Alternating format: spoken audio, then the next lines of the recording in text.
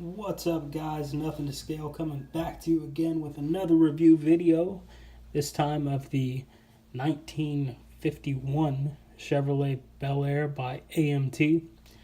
Pretty cool kit. The reason why I want to do a video on this one is for a couple of reasons. One, it's a very simple build, so if you're just starting out in the hobby, it's extremely easy to put this one together, follow the instructions, all that good stuff.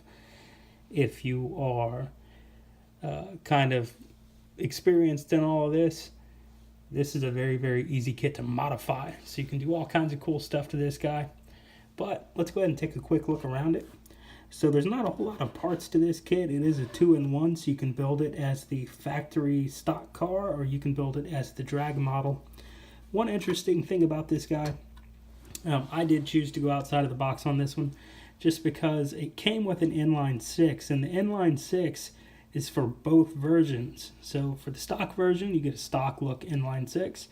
For the drag version, you get all kinds of little performance modifications and bolt-ons and stuff like that. To me, I get that part of the era, the inline 6 was probably appropriate or whatever, but today I don't think that would keep up with very much. So I went a totally different direction, and we'll go over that in a second. But first, I just want to show you the underside of this car, so I'm going to take the hood off real quick, and we'll take a look underneath. Now, I took some liberties with this, but as you can tell, this is pretty simple. There's not a whole lot of parts to the underside of this car. The suspension setup is very simple and easy to put together. The front wheels and all that stuff, if you work it right, they're posable.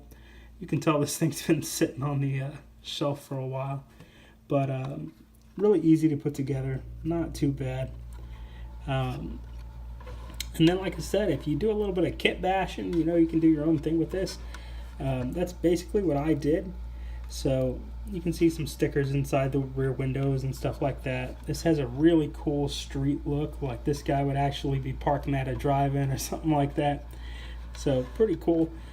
Under the hood, something a little different. So if you're just starting out, one really important thing you want to do is keep all of the parts from all your previous builds.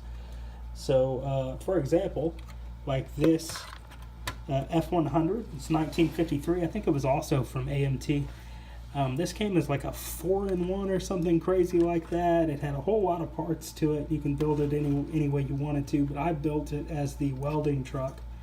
And because of that, I was left over with a lot of parts. Now this particular one has the flathead V8 in it. I did a review video on this one too if you want to check that one out. But that left over the big bad hot rod engine that was available in that truck. Now in drag racing, especially if you're doing things on a budget, you kind of use what you can get your hands on. So that's the mentality I took towards this.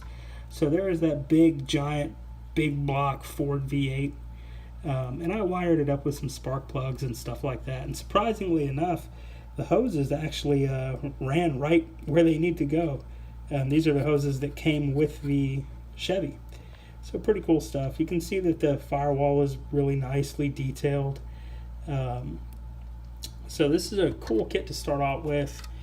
And you can try to, kind of practice putting details in and stuff like that. Doing your paint work. This is a cheap one. I think I only spent 20 bucks on this one. And was able to kind of take my own flair on it, which is nice.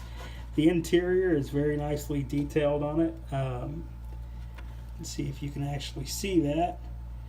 If you take your time and you do everything, just like anything else, if you take your time with it, it'll turn out really well.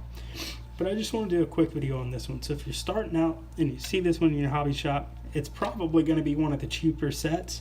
Go ahead and grab it, because this one gives you a lot of opportunities to practice different techniques like the two-tone paint if you want to do that.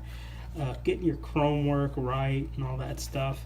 If you want to take a custom approach to it using some of your leftover parts, you can do that too. The drag tires that came with this are really nice. They came pre-lettered, so that was a cool touch. But just a really great kit.